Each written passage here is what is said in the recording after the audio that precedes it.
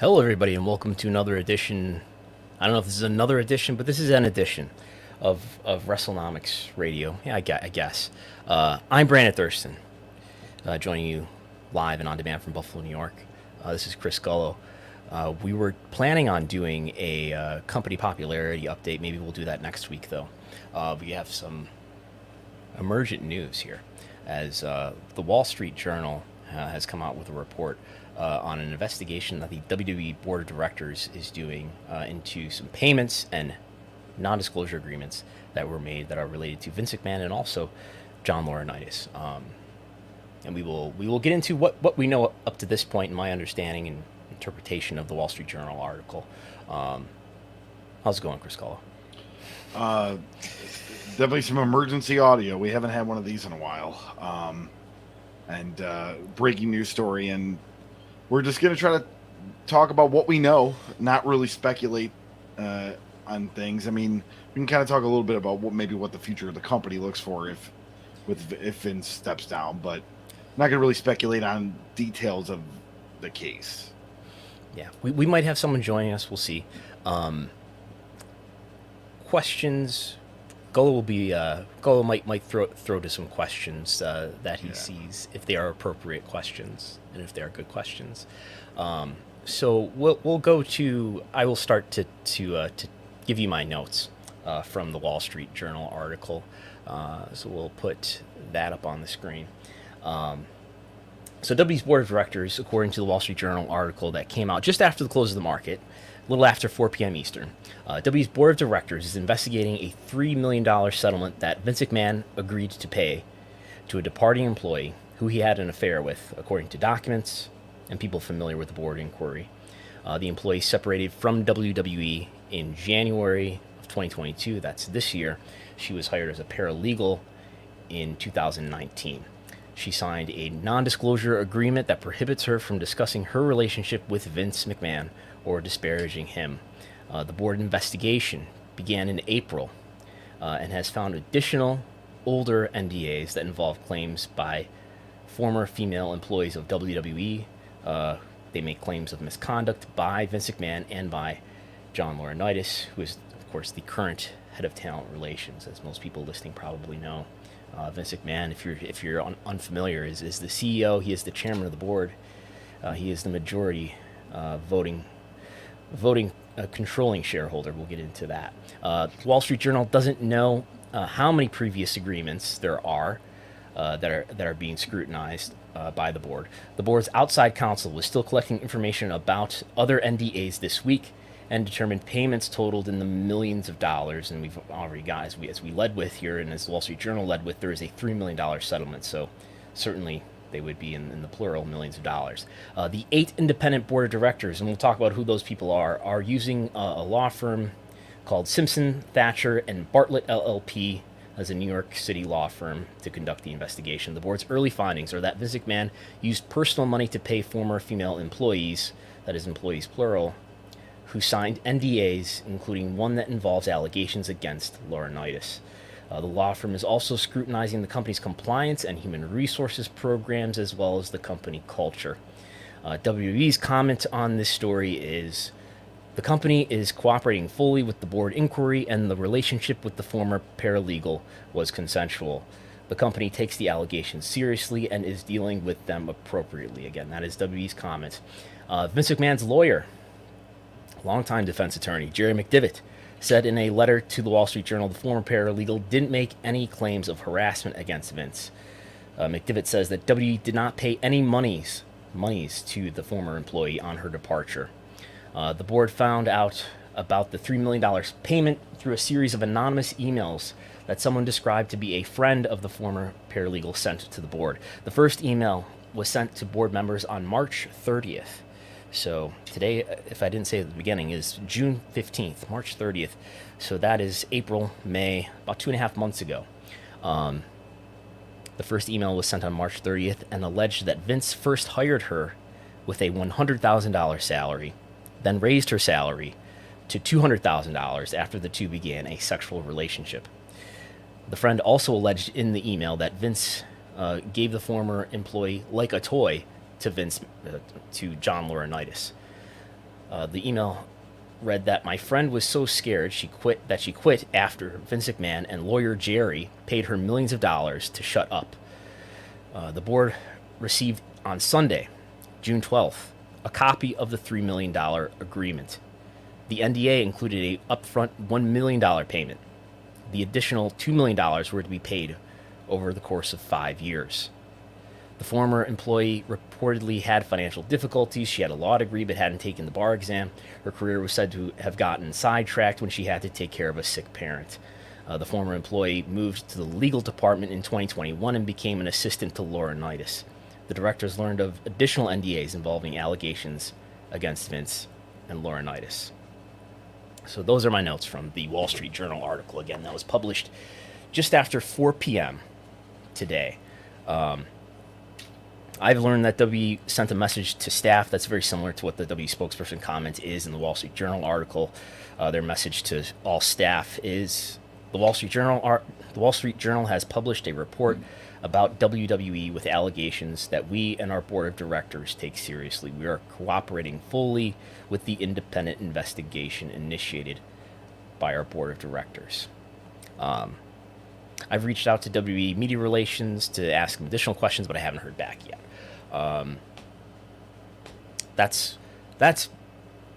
Those are the facts that we know right now. So, you have anything to add at this point, Golo? I mean, nothing at this point. There, Okay. as you get, So we can we can talk about who are the members of the board of directors. Yes. And Golo, do you? Oh wow, we've got quite a few people watching. So the board of directors, for people who may not be acquainted, we've got the board of directors. Who is in the board of directors on the screen right now? So I had to throw things together pretty quickly here. So this is a slide that we've used in the past. So sort of grayed out here are Christina Salen, the former CFO, and Frank Riddick, who was formerly a long-time member of the board of directors. He is now the CFO in her place, in Salen's place, so he's no longer a member of the board of directors. So these are the board of directors. The board of directors, as it is in any company, is comprised of executives in the company and also these independent members of the board of directors who are not executives in the company. Big-time executives tend to be members of maybe multiple companies' board of directors, or they tend to be maybe retired executives or something like that. So Vince McMahon, of course, is the chief executive officer of WWE. He's the chairman of the board. He's the head of creative. He is the controlling shareholder of WWE. We'll get into just how he is the controlling shareholder in a moment. But who's on the board? Vince is the chairman. Nick Khan is a member. Stephanie McMahon is a member. She is still a member. I confirmed that when she made her announcement in May that she was taking a leave of absence from WWE. She is said to be still a member of the board of directors. Paul Levesque is a member of the board of directors. Those are the executive members of the board of directors. Then there's the independent members of the board of directors, who are Jeffrey Speed, who is a former Six Flags executive vice president and CFO. The new member of the board of directors, I will try to pronounce his name, I hope I'm doing it correctly, is Ignace Laoud, who is an executive of a MENA-based retail company. I believe it's a mall company. There's Steve Payman, who is the former Parkwood Entertainment president and COO. He ran Parkwood Entertainment, which is Beyonce's organization. There's Erica Nardini, who is the Barstool Sports CEO. Again, all these members, who you're not familiar with probably, are the independent members. Alan Wexler, General Motors Senior Vice President of Innovation. Manjit Singh, who is the lead independent member of the board of directors. That was disclosed in the proxy statement. I believe that came out in April. Steve Koonin, one of the relatively new members of the board of directors, who is the Atlanta Hawks and State Farm Arena CEO. Goes way back in the wrestling business. I believe his name ends up coming up in the WCW sale. Connor Schell, who is the Chernin Entertainment CEO. I believe he had a lot to do with ESPN 30 for 30. So it's a mix of people who have held executive positions or do hold executive positions in the media and in the entertainment business or in the live events business. So there's that. The board of directors, and it says the 8 members, the 8 independent members, and that's the number that we have on the screen, right? So we have 1, 2, 3, 4, 5, 6, 7, 8 independent members. So that's who the board of directors is, and we can talk about there's the law firm that they're hiring. So WWE's ownership, just to catch everybody up on that, Vince McMahon owns, this is as of the information in the proxy statement that came out in March, okay, March, not April. Vince McMahon owns about 38% of WWE stocks. You take all the shares, he owns a little over 1/3 of the shares. Stephanie owns about 2.5% of the shares. Linda owns just under 1% of the shares. The rest of the shares are almost completely owned by financial institutions, including Linsdell Train, which has long been the number one financial institutional investor, but also BlackRock and Vanguard, which are major mutual fund companies that own lots of stock in lots of companies. They've, in basically all the proxy statements that I've looked at, the major financial institutional investors are Linsdell Train, BlackRock, and Vanguard. So Vince only owns a little over 1/3 of the stock. How is it, Chris Gullo, that he, as we've said earlier, he controls the company and he can't be outvoted? Well, I mean, because the amount of percentage that he owns compared to everybody else, I mean, you're talking what, 37%, and that's split up, But what if all the institutional investors disagreed with Vince on some issue, and they decided to vote the opposite way that he votes? Couldn't they outvote him? No, they cannot.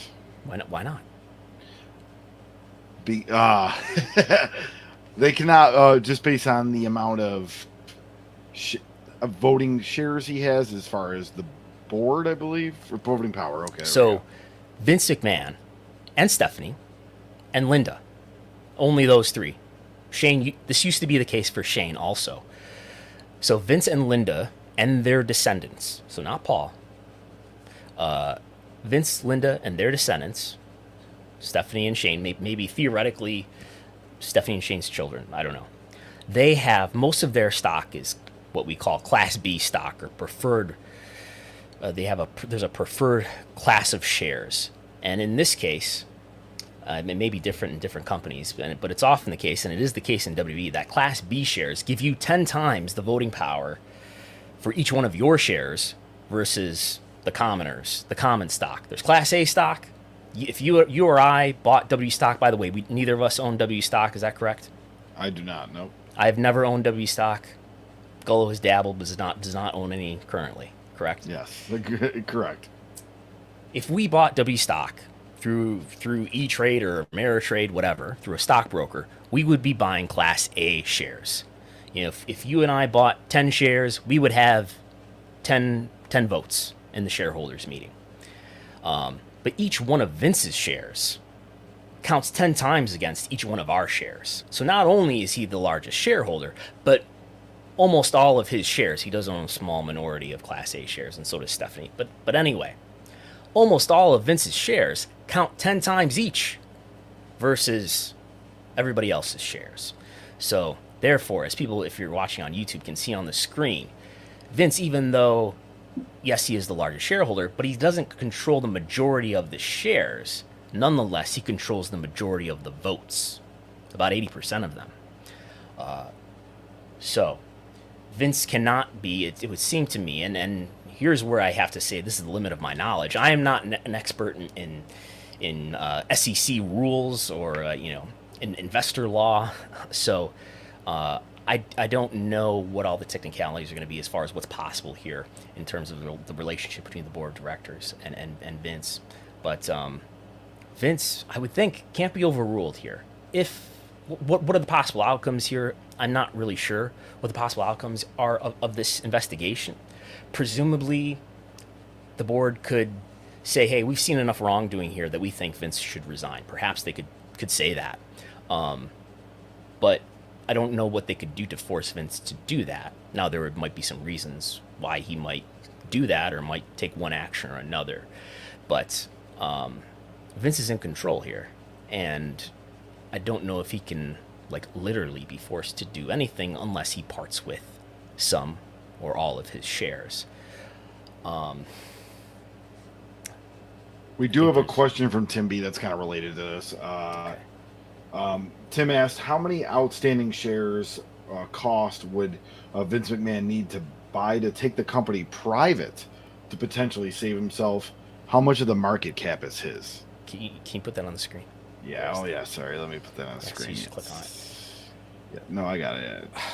What would it cost to take the company private? I guess it would cost whatever it costs to buy all the shares that he doesn't already own. Again, somebody who's more knowledgeable here. It's not letting me.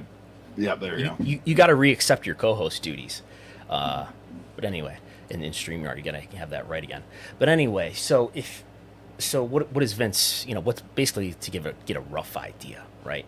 And this is where recent events involving Elon Musk come to mind, where he got in a lot of trouble. Well, some trouble, as much trouble as Elon Musk gets in. He got in some trouble for tweeting. Of course, it took place on Twitter, that he had enough funding to supposedly take his company Tesla private, which was not the case, not true. So it might not be Vince alone that we're being highly speculative here. I doubt this is going to happen, but Vince could theoretically get some investors together to take the company private. How many shares are there that Vince doesn't own? Let's say there's about 77 million shares. He owns something on the order of 28 million of them. So there's roughly 49 million shares that he doesn't own. The stock is something like $67 a share. So what's like 49 million times 67? That's $3.2 billion, something like that. In excess of, when we talk about how much Vince is worth, we're often just looking at how many shares does he have and what's the stock price. So, I mean, I don't know that Vince has got $3.3 billion in free cash flow in his personal finances, as much money as he's made over the years. And he does make dividends every quarter. He makes something like $3 million in dividends every year, in addition to his compensation as an executive, which is another couple million or so. So something else we should talk about too, while we're talking about the stock, is how do I make that go away? There we go. Thanks for the question, Tim. Enormous volume on the stock market today. More than 2 million shares of WWE stock changed hands today. Again, remember, this story did not get published until just after the market closed. So all of these shares that changed hands before the Wall Street Journal report was published. And this was the busiest day of trading for WWE since July 15th, 2021. So that's conspicuous, to say the least. That is conspicuous that WWE had such a busy trading day. Maybe some people heard about this and made moves, but it's conspicuous. Or maybe it's just a coincidence that WWE had its biggest trading day in almost a year, the day that this news comes out. Stephanie McMahon on May 19th, as we've discussed many times, tweeted that she was taking a leave of absence beginning the following day, I guess, May 20th. The Wall Street Journal article says that this investigation, what began exactly on March 30th, if I can find March 30th in my notes here. And let me know if you see it, Gullo. There we go. The first email was sent to board members on March 30th. Stephanie tweets this on May 19th. Stephanie is a member of the board of directors. I don't know if every member of the board of directors knew about this, or only the independent members. It's, to my lay mind, it's possible that Stephanie knew about this, and maybe this played into her decision to take a leave of absence. But yeah, Yeah, I was going to ask because it said that Manjit Singh is the one kind of leading the board of directors investigation on this. Right? He is the lead member. He's the lead independent director. Okay. The Wall Street Journal does not name Manjit Singh.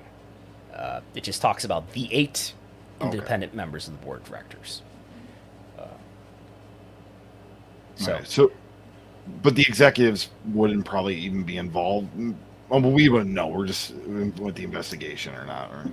The impression that I get from reading the Wall Street Journal article is that this is something that the independent members are doing. And I would think it's the case that the independent members are doing it because this is what independent members do. Yeah. They do things that people who don't work, they do things that people who are working full time are not involved in because they're supposed to oversee the executives. They're supposed to, in theory, represent shareholders' interests and be some sort of oversight over the executives, including Vince. So do we have anything else to add here? I don't think too much, but it's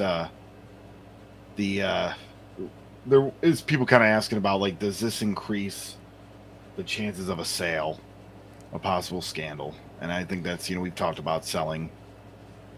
We have. Yeah. Someone who I was exchanging messages with who doesn't work in WWE just sort of suggested that this is probably a great thing for the stock because it would perceptibly increase the likelihood of a sale. One possible resolution of this investigation is that maybe Vince is pressured to sell and to relinquish control of the company, which would drive up the price of the stock, theoretically.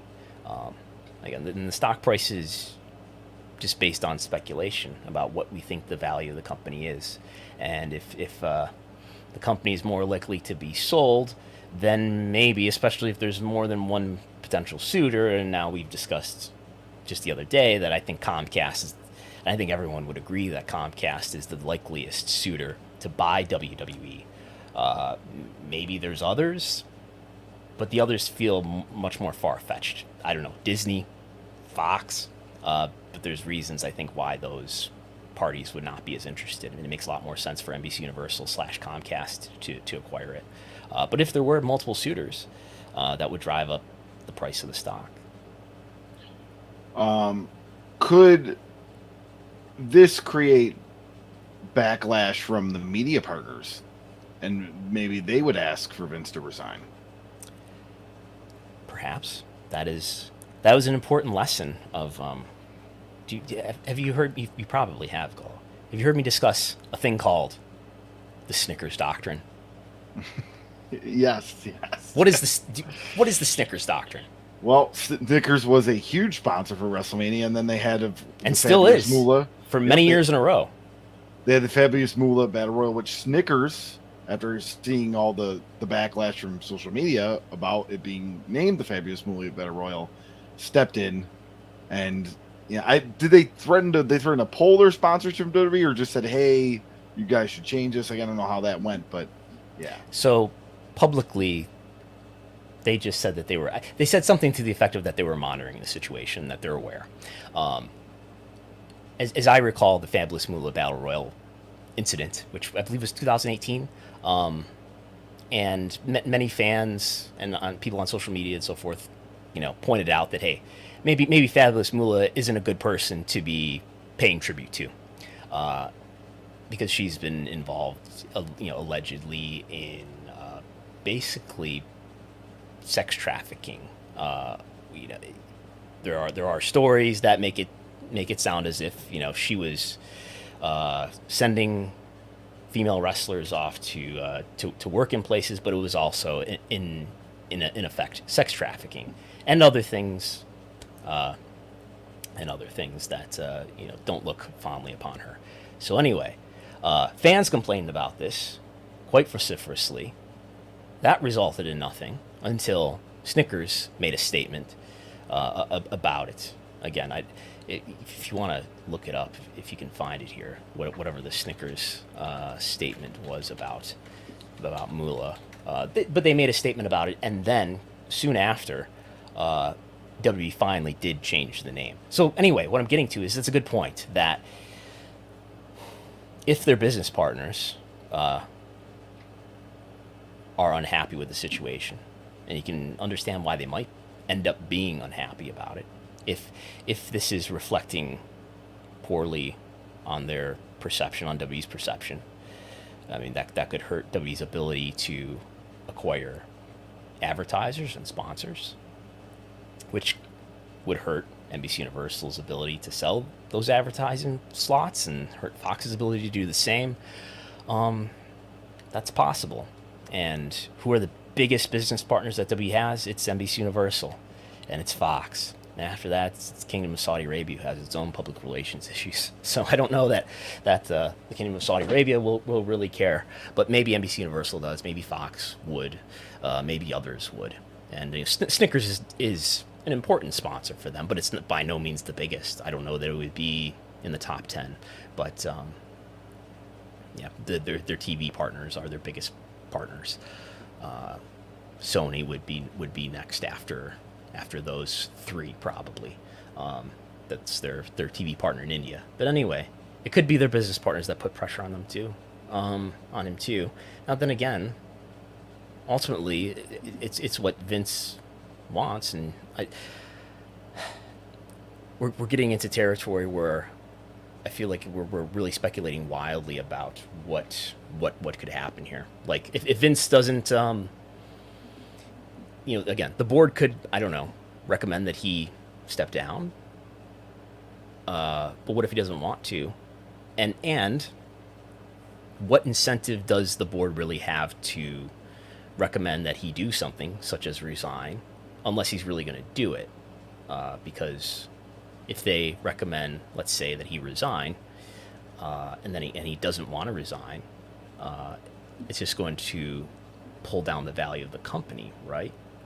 So it's almost as if, I don't know if they'll recommend that he do anything that he's not going to do, but maybe they can talk him into selling the company.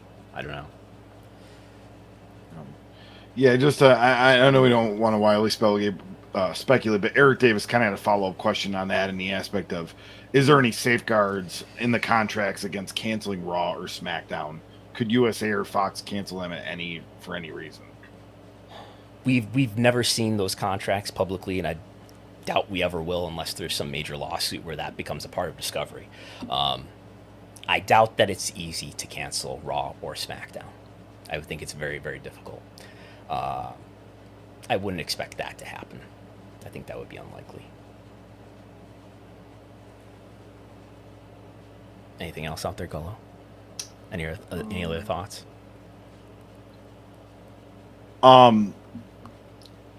Now, the article mentions lawyer Jerry, but doesn't say McDevitt in that allegation of the money to shut up. Could you see the WWE using a different attorney in other cases, aka it's the definitely MLW? It's definitely McDevitt that they're referring to. Yes. Yeah. And McDevitt writes a letter to the Wall Street Journal to comment, to make it clear that, at least in McDevitt's view, that WWE did not pay any of this hush money. Vince did personally. That's what he was saying, and that's what's in the article. But I mean, do you see like any backlash against him as far as maybe WWE using a different attorney in other cases like the MLW lawsuit? No, Jerry McDevitt. I mean, why would there be any problem with McDevitt here? Maybe, I don't know, maybe him.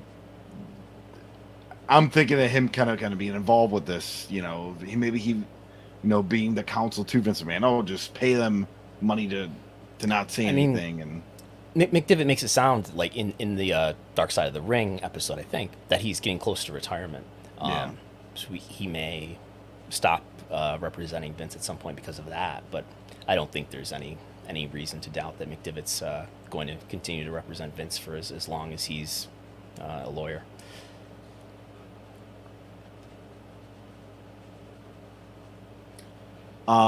Has the firm Thatcher and Simpson, Thatcher, and Bartlett, have they investigated any high-profile cases like this, or allegations? I should say not case, but allegations.